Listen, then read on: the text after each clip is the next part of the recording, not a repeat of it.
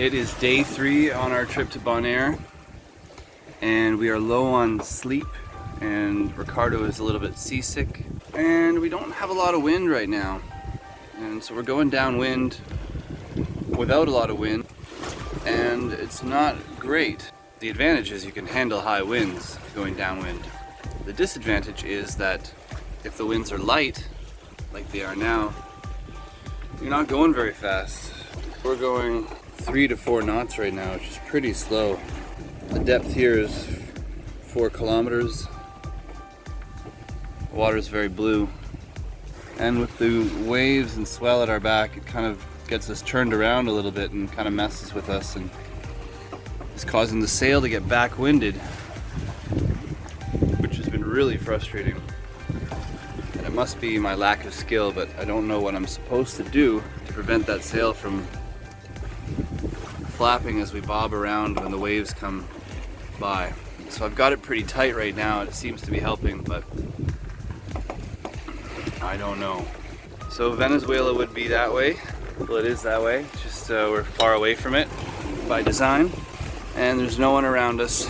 Saw a few boats throughout the night. There must have been cargo or cruise ships or something, maybe even fishing boats, but we are alone and pretty far from land. The dinghy's probably chafing, but I don't have the inclination to deal with it right now.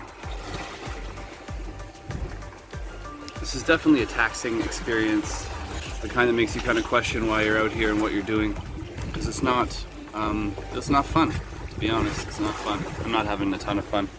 I think it is something that you get used to and something that you can get better at planning, but it really sucks to sit out here and just not be moving very quick and being tossed around by the waves. Okay, what's up guys? So it's me in the future, and I just wanted to kind of explain a little bit more what happened with this squall that we got hit by. Unfortunately, the cameras weren't rolling at the time. It kind of, came out of nowhere, and so I just wanted to kind of explain what happened. So we were sailing downwind, and the wind was coming from our back portside quarter.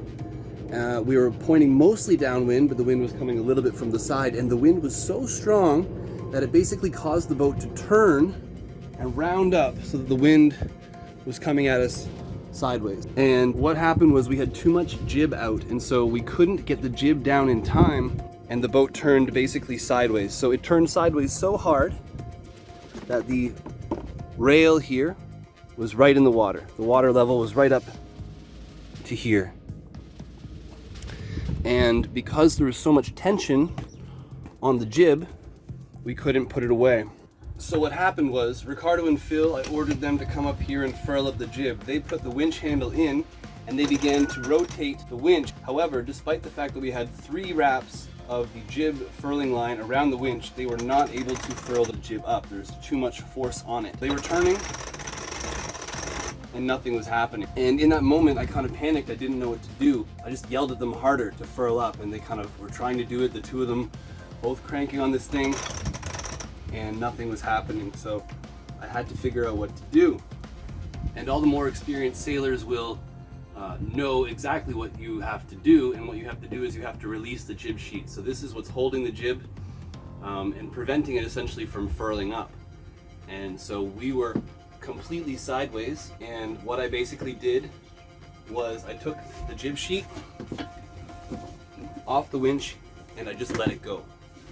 And I didn't have a stopper knot like you're supposed to have in the jib sheet, but it's probably best that I didn't, because what ended up happening was the entire thing pulled through down here and pulled through the cheek block and went forward and took the jib sheet car and just slid it forward and tore it completely off of the track. It launched it up into the air, and it landed somewhere about here on the forward deck. So luckily I didn't lose it. That's worth probably about $500 or more. But then the problem was that the jib was completely just flapping like crazy downwind. And so then we pointed downwind and we were able to rectify the situation. And so after we did that, the boat righted itself because it was no longer being pushed sideways by the wind, and then we were able to gain control and point ourselves back downwind and go with the wind so that we're subtracting our boat speed from the wind speed and we feel less wind on the boat. Unfortunately, the sail was flogging quite violently at that point, and it took us a little while to get it under control, but at least we were going with the wind, and we kind of regained most of our control. When that squall occurred, I was in way over my head. I didn't know what to do, and some time has gone by since then, and I still have not experienced anything as crazy as that one time. We're very lucky that it went the way that it did, and it could have been much worse. Luckily, I have a very strong boat, and my crew is quite good, and we were able to act fast and take care of it, but it could have been much worse, and it is still to this day, from future Matt, the worst squall situation that I've been in. Alright, so welcome back to another day of the adventures. We just got hit with a massive squall, so there's another one that's happening right now. This is footage of me shortly after the squall occurred. I'm standing in my underwear soaked and life jacket on, describing the events that happened, and you can see the sea state is pretty rough, but it's nothing compared to what it was like about 5 minutes before. I'm pretty shaken up in this video. Might be a little bit hard to tell, and the audio is pretty bad, but that was a real doozy. These are apparent wind, and luckily we got it under control eventually after the squall passed, but if it had gotten worse or had been sustained for a long time, we would have been stuck with that for a while. So we're just motoring right now because we're not able to sail because our sails got a little bit messed up. I think they're not damaged. The jib sheets and stuff need to be re-ran and they're a little bit tangled, so we're just motoring and motoring downwind right now just to reduce our apparent wind and ride out these squalls and give them the respect they deserve because they are not to be messed with. Folks, not all peaches and cream. That was we had a bit of a scare, but it's okay. Respect for the ocean. So another squall has come up now. This one is broader and we're not getting hit with much rain yet, but it's instant whitecaps and these rolling seas behind us that are kind of hard to see with the dinghy right there, but water getting foamy. And so this time I learned my lesson and I furled up the jib, and there's just a tiny little bit out now. So just a little bit to help keep our center of effort ahead of our center of drag and just pull us right downwind, keep us oriented where we want to be. Beef jerky from Philip, thank you. So I'm pretty happy about that. We're doing about 5 to 6.5 knots, so that's all a boy could ask for, really. Wind shifting, but that's okay. That's very controllable. I can furl that in, no problem. I'm just gonna let it hang out for now. The boat itself is what's keeping us moving for the most part. Sail is helping. Gnarly. That was really scary earlier today.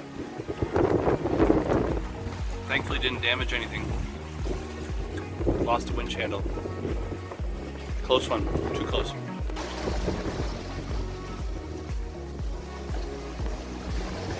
The end is in sight, on the chart at least.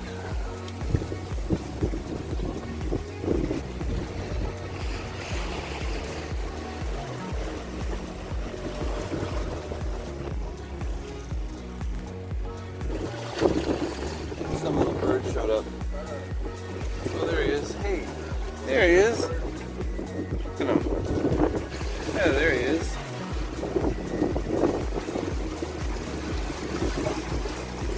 Hey, little buddy. What's going on? I'm tired.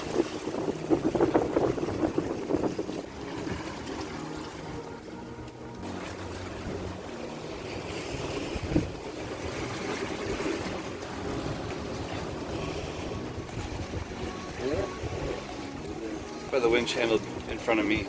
Oh, so it's right between.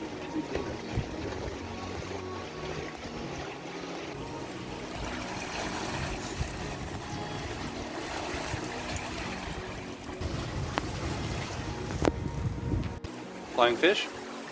Yeah. Sleeping like.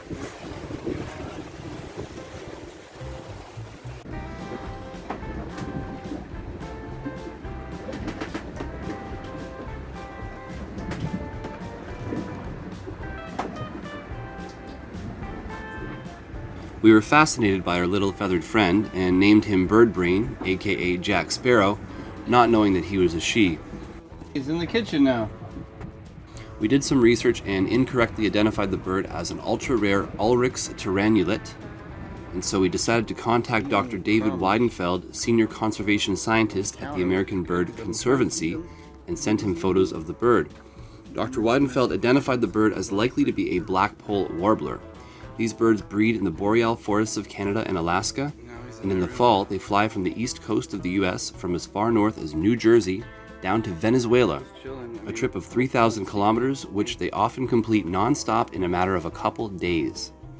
That explains why this little one was so exhausted and sought shelter and rest aboard Stardate, as there was no land nearby.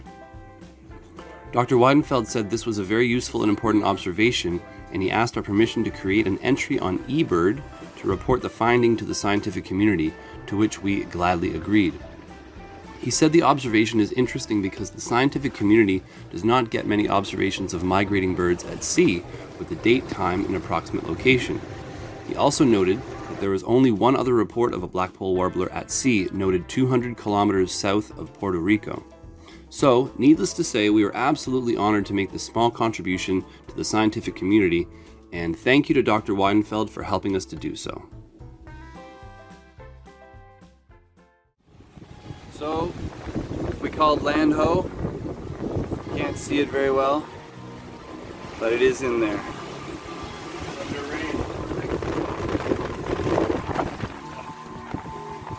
Land ho.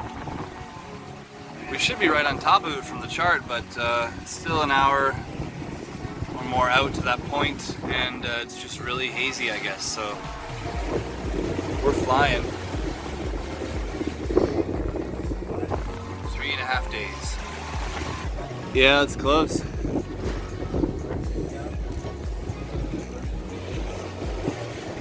So you can't really see anything, but this is Bonaire at night, and we're just arriving, rounding the southern tip, and it's really trippy to see evidence of land and our destination.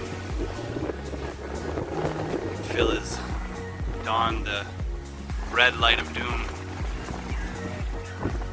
Yeah, it is, unfortunately. We finally made it. We finally made it. We're here in Bonaire. Only took what? 3.5 days. Just like we expected. Yeah. We're on dry land, and it feels amazing. And Ricardo took a shower, and your hair smells really good. We are. Can barely see it, but here we are, and there's no one else along this seawall here. And we just came and tied up, and we'll deal with the authorities in the morning. And for now, we're gonna have a little drinky poo. Drinky poo. Yes, quarantine flag. So it's Friday, right? It's Friday. TGI Friday. TG and I. We went further than the typical straight route. Still took us 3.5 days. That's how fast we flew. We went quite fast at the end there.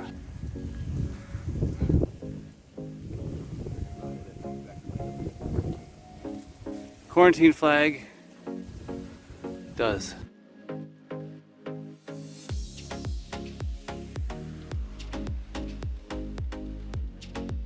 So we let Bird Brain go, aka Jack Sparrow. He's in here somewhere. We gotta leave you, buddy. Please don't become lizard food. Bye-bye, birdie. Bye-bye. This is Craylindick, the capital of Bonaire, and you can see the main strip goes all along the water, as well as the moorings for all the sailboats. And you can see where the water goes from that aqua blue to that dark, dark blue. That is all reef. That dark blue is all beautiful coral reef.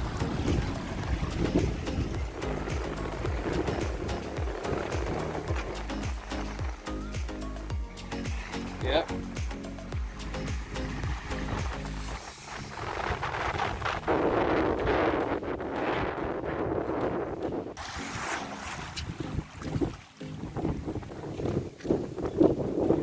Fat coral. I know, whatever it is. It's amazing right there.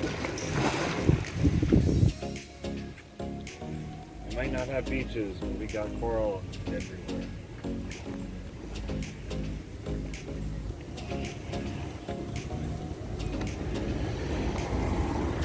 So here's a boat with a chicken coop.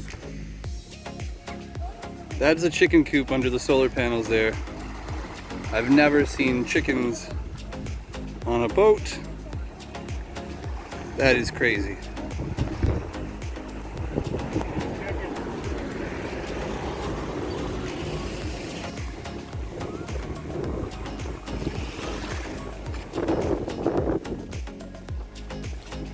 That's my kind of place right there. That's so nice.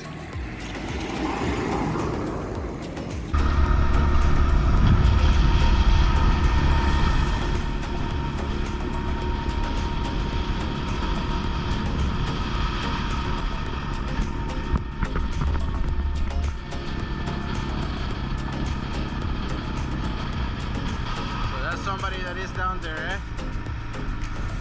I don't know. I mean, the thing is empty.